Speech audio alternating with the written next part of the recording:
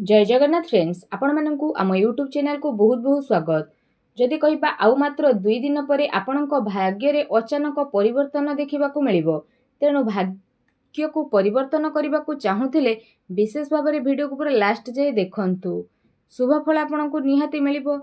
जहा पई जदि कहिबा कोन सब आपणकू लाभ मिलिबो, ग्रहंकर बक्री अवस्था, ग्रहंकर स्थिति कौन रहुची एवं आपणकर प्रथम भागरे शनि विराजित, चतुर्थ बृहस्पति, पंचम सूर्य सहित बुध रोचंती, जहा सहित विशेष भाव में जदि कहिबा षष्ठ घरे आपणकर केतु विराजित अछंती, मंगल सप्तम रहिछंती, तो द्वादश भागरे राहु विराजित करिछंती।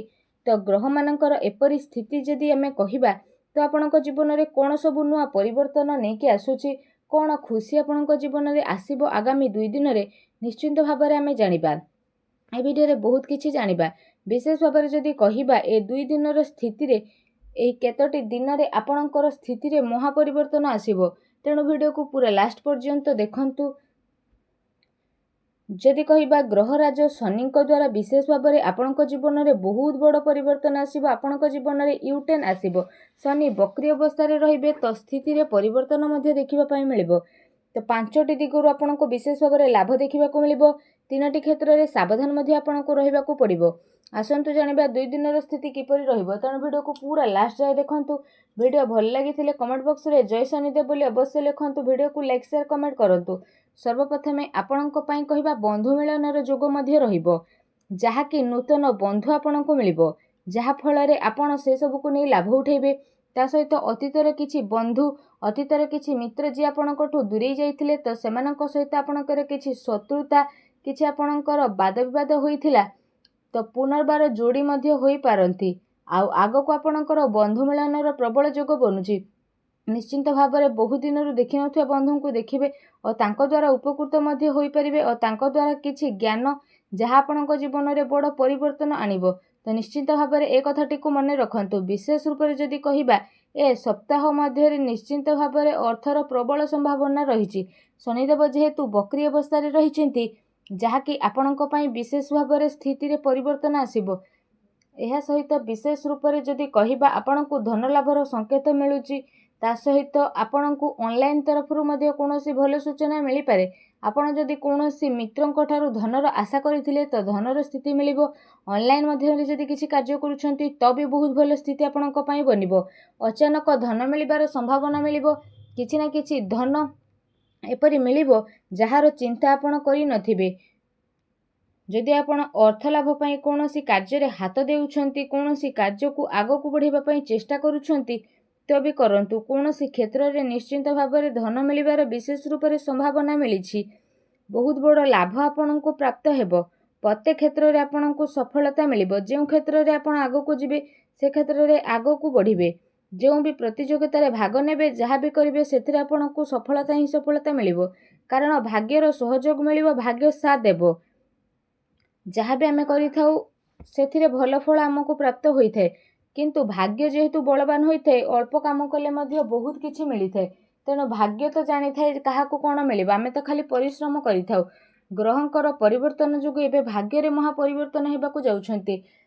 आपण आगरू किछि करिछंती आ फल पई आशा करिछंती तो आपनको सफलता मिलिबो। प्रतिटी क्षेत्र रे जययुक्त हेबे, किछि नुआ शिखिबे एवं किछि नुआ शिखिबाकू आग्रह बढ़िबार स्थिति मध्ये आपणको पई बनु अछि। आपण कोनोसी भी शुभ कार्य ए टाइम रे आरंभ करंतु, देखिबे आपणको निश्चिंत रूप से लाभ ही लाभ देखिबाकू मिलिबो। एहा सहित आपणको आय रे वृद्धि घटिबो। जे कोनोसी क्षेत्र हो, कर्म क्षेत्र हो तो किछि एक्स्ट्रा इनकम मध्ये आपणकर होई पारे। आयर वृद्धि मध्ये हेबो विशेष भाव में। ता सहित आपण कोनोसी भी दिगरु अर्थ रोजगार करथुले तो सेथिरे मध्ये आपणको भल जुग बनु अछि। एहा सहित विशेष भाव में जदि कहिबा तो ए सप्ताह रे आपणकर कर्मर फल मध्ये बहुत ही भल रहइबो। कर्मर स्थिति रे भल जोग मध्ये बनु अछि, जहा कि जे कोनोसी कार्य आपण करंतु ना काहेकि तो आपणको पई स्थिति बहुत ही भल रहिबो। किछि बाधा आपणको मिलुथिला तो बाधा रे परिवर्तन आसीबो। तो विशेष रूप से जदि आमे कहिबा स्थिति बहुत भल रहिबो। भल सुखी रहिबे। प्रत्येक क्षेत्र रे जहा भी आपण करूछंती, छोट काम करंतु, बड़ काम करंतु, जहा भी करंतु, ତ ଆପଣ ସେଥିରେ ଖୁସି ଅନୁଭବ କରିବେ।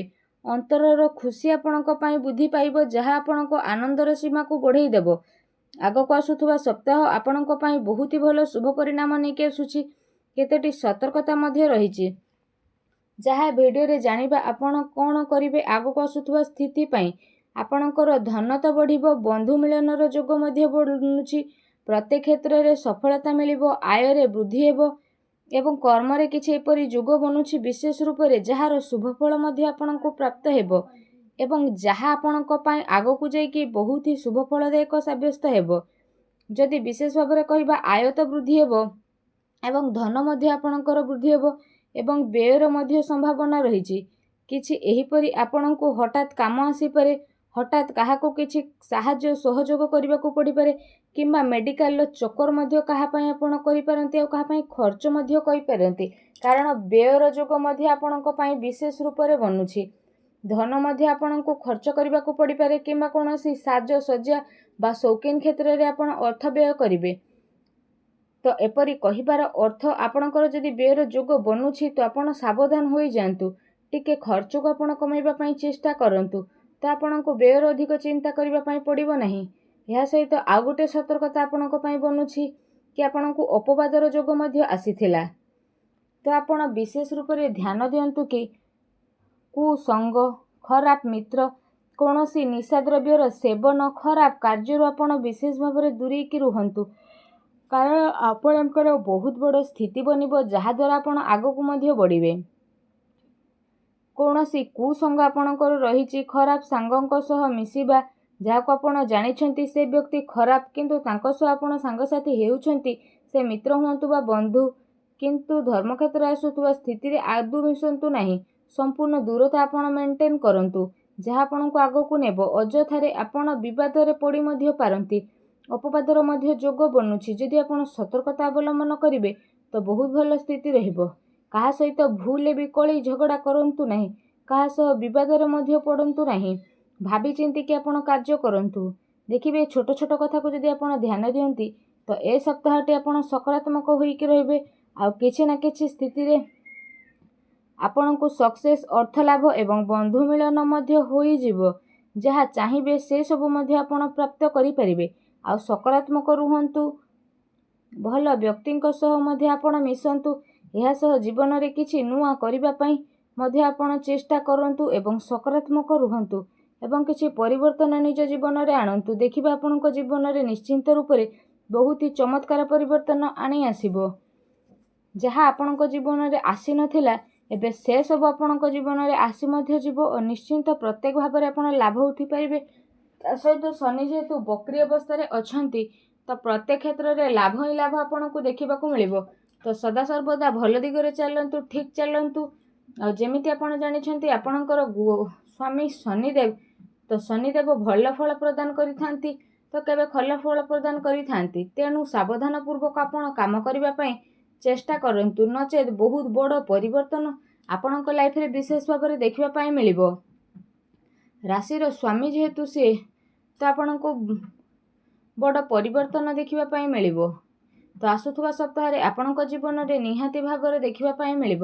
ବିଶେଷ ରୂପରେ ଏ କଥାକୁ ଧ୍ୟାନ ଦିଅନ୍ତୁ ଏବଂ ଆଗାମୀ ଜୀବନ ପାଇଁ କିଛି ସତର୍କତା ଅବଲମ୍ବନ କରନ୍ତୁ। ଭିଡ଼ିଓଟି ଭଲ ଲାଗିଥିଲେ ଭିଡ଼ିଓଟିକୁ ଲାଇକ୍ କରନ୍ତୁ ଓ କମେଣ୍ଟ ବକ୍ସରେ ଜୟ ଶନିଦେବ ବୋଲି ଅବଶ୍ୟ ଲେଖନ୍ତୁ। ଧନ୍ୟବାଦ।